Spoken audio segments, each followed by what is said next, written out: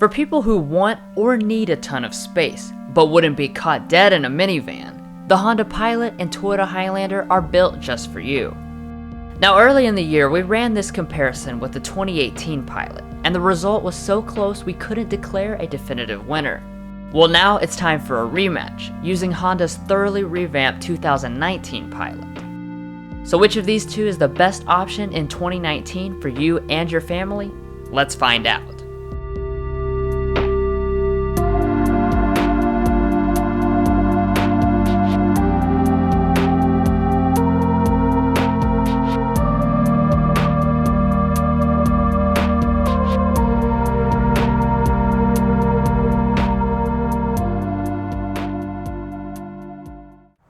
So to start things off, let's first talk about our trims and the equipment. Starting with the Highlander, we have the most expensive trim, known as the Limited Platinum, and it stickers at $46,660 with standard all-wheel drive. From there we have a number of options, including $395 for the upgraded Blizzard Pearl paint, $499 for the remote start system, and $599 for the upgraded running boards. Adding in destination balloons the total price to $49,148. For the Pilot, we actually have the Touring trim, which is one rung below the top Elite. However, I counted up the differences between the two trims and got only 5 insignificant items. So for the sake of fairness, we will grade the Pilot as if it were the Elite trim. That trim starts out at a little over $48,000. And as with all Hondas, there are no additional options to add. That means with destination, the total price comes in at $49,195. That means the price difference between these two stands at only $47, so they are very much equivalent to each other. Now that we've established that, let's see who represents the best value.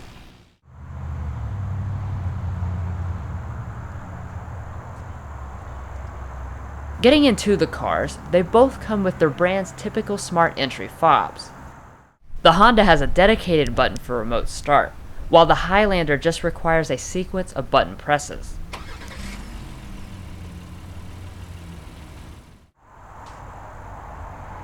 Walking up to the vehicles, they both have sensors behind the handles, so you just grab to unlock. Before we check out the exterior, let's first see what's under the hoods.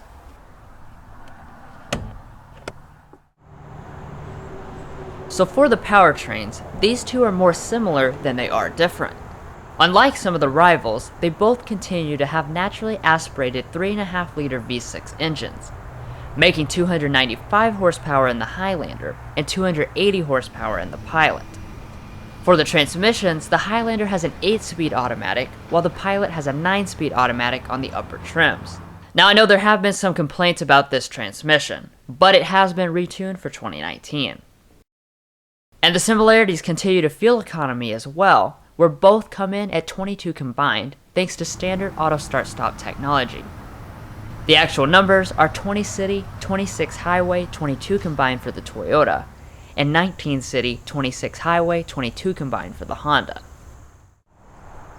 That's the basic powertrain information, so now let's move on to the exterior design and features. To start out with, we'll check out the styling in general. While the two have been very similar up to this point, they begin to separate in design. The Toyota has a large cone-shaped grille that looks pretty aggressive in overall execution, while the Honda by comparison looks a lot happier, almost like it is smiling. For 2019, the grille has been totally reshaped for a more rugged appearance, and the headlights have also been redesigned so that they are now fully LED with the latest cube design like on the Accord and CR-V. The fog lights are also now LED. Surprisingly, the Highlander actually cannot be had with LED headlights on any trim, but there are still LED daytime running lights and halogen fog lamps. Overall, while I personally like the grille better on the Highlander, the Pilot's all LED lighting makes it the winner up front. Around back, both are considerably plainer.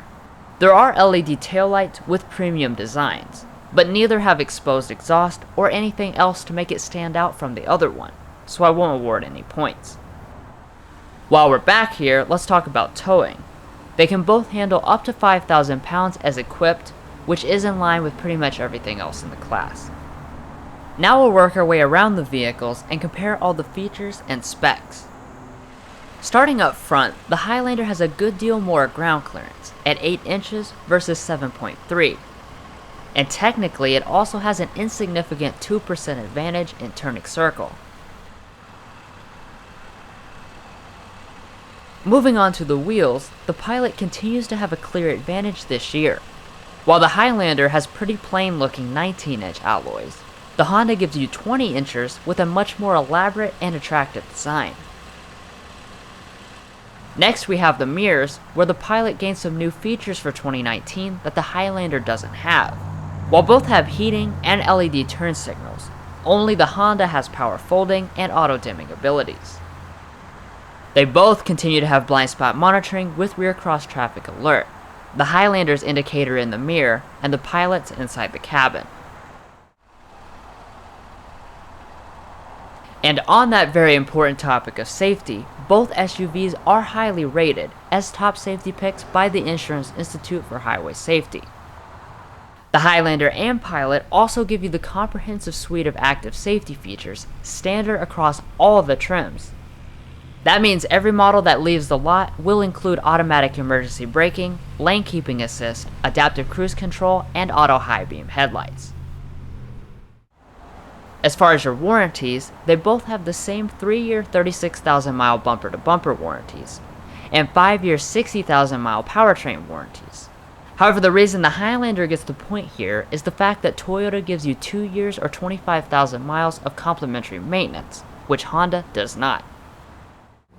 Last but not least, we have the fuel ranges. The Toyota has a 19.2 gallon fuel tank, while the Pilot has 19.5 gallons. Meaning that since they have the same fuel economy, the ranges are also nearly identical, at 429 miles versus 422 miles. Both models use regular unleaded fuel. So as you can see, the exteriors are even more closely matched for 2019. But now let's go ahead and see how the interiors stack up.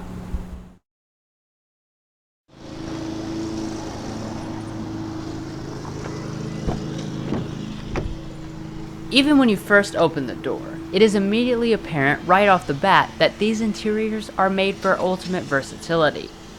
Both our testers are finished in light gray leather, helping them to look very spacious and airy. As far as the seats themselves, they are 10-way power adjusting on the Pilot, but the Highlander upstages it slightly with the nice bonus feature of power thigh extension. All the other features are equal, with both having 2-person memory, plus multi-stage heating and ventilation. Getting in is extremely easy for both, so honestly I'd skip the running boards unless you just really love the look.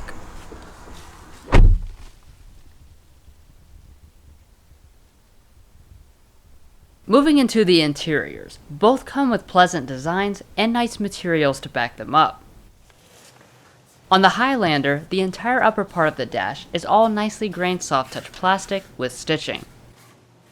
The middle areas have silver trim and fake wood, but inside the storage bin is padded. Everything else fits together really well and feels solid. On the Pilot, you have nearly identical materials, with stitched soft touch plastic on the top portions. In the middle, the Honda gives you piano black trim, and once again the lower areas are hard touch but feel solid and durable.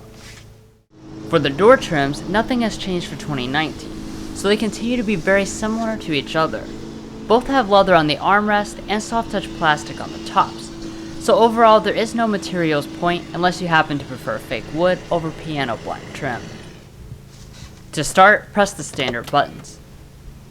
Once you do, an 8-inch display boots up on both, but we'll evaluate them a little later in the video.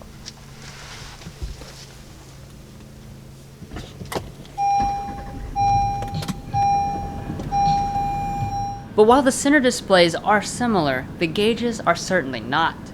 Toyota went for a traditional analog look with a 4.2-inch multifunction display, while Honda updated things for 2019 with a large 7-inch reconfigurable display. Both get the job done, but the Pilot's is definitely more exciting. Moving back to the steering wheels, they are both leather wrapped and heated with manual tilt and telescoping. Next up we have storage, where for the first time ever, the Honda product is outmatched. The Pilot uses minivan armrests to free up all the center console space, and then underneath it has a large and deep bin. However, the Highlander's bin is equally as large, and then it has the unique touch of a storage shelf that runs across the entire front. This is extremely versatile and gives the Toyota the overall point.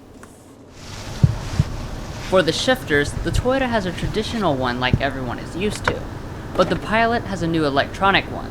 While most people probably prefer the normal one, it balances things out by the fact that the Pilot has paddle shifters that the Toyota is missing. When in reverse, both have backup cameras, but the Limited Platinums has a bird's eye 360-degree setup. The Pilot's camera does have 3 angles, but a fancy bird's eye camera system is not available. Progressing upwards to the climate controls, they look different but are actually nearly identical. Both are 3-zone automatic with all the buttons nicely laid out in one convenient place, including for the rear climate. Now let's go ahead and sample some audio.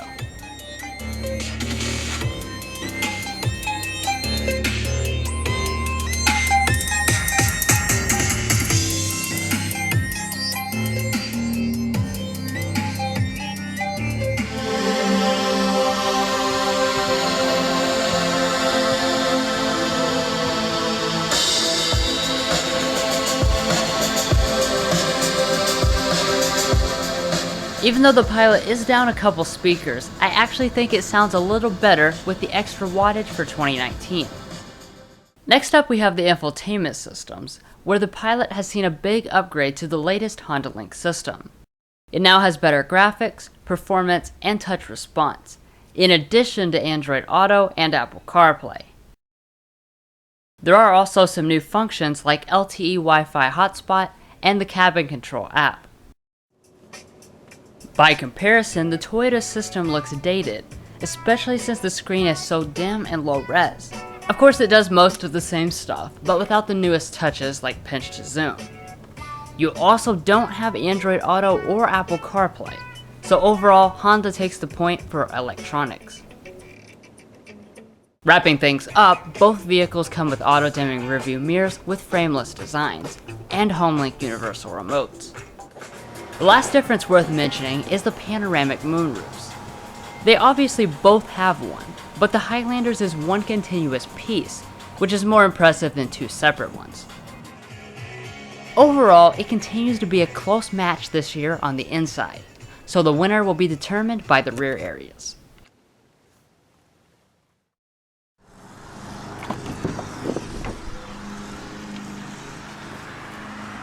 Starting out with the rear door trim, both have nice materials that are mostly the same as the ones in the front.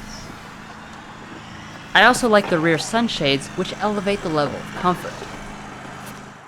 Turning our attention to the back seats themselves, both the Highlander and Pilot come in with exactly 38.4 inches of legroom.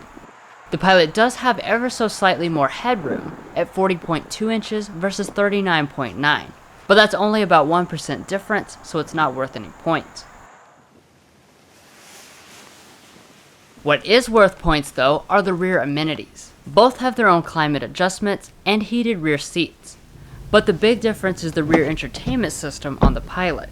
Since it has a dual panel moonroof, they can still fit in a 10.2 inch rear entertainment system, which features all the neat stuff from the Odyssey minivan. Moving on to the third row of seats, Honda makes getting in much easier with only the push of one button.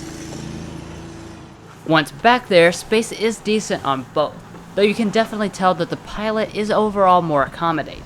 It has both more legroom and headroom, plus the seat sets up a bit higher for more thigh support. Both do have cup holders and rear climate vents. It is worth noting though that the Toyota can technically carry 3 back here, instead of only 2 on the Pilot. Moving around to the rear, both crossovers have power tailgates, but the Highlander can open the glass separately, and the Pilot's is foot activated.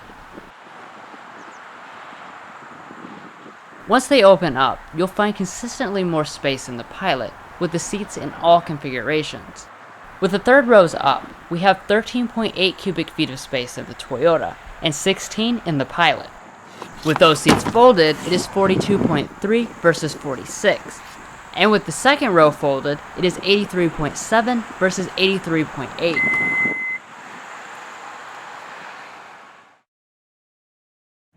Well, with that, we conclude this really close rematch comparison.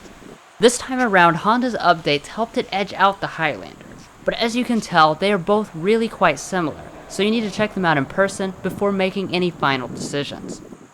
See you next time when we sample more of the latest automotive delicacies.